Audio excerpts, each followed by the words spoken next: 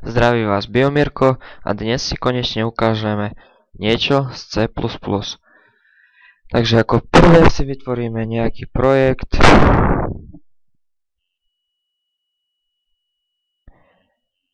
Klasicky, ja už dávam stále, že projekt, tak tam projekt a otvoríme. Následne potrebujeme vytvoriť novú triedu. Robte to takto stále od začiatku.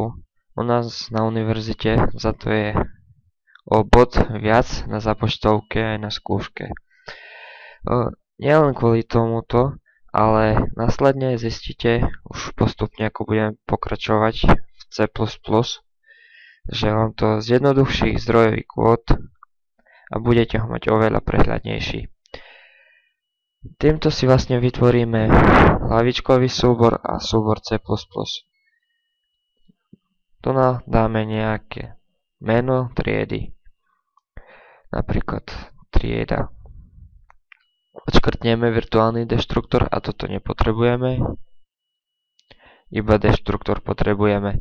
Taktiež, ak nemáte, tak si zaškrtnite, aby vám to dávalo do jedného a toho istého súboru. Ináč je s tým dosť veľký problém, lebo musíte udávať v include nové cesty. Takže vytvoríme, potvrdíme, áno, a už máme.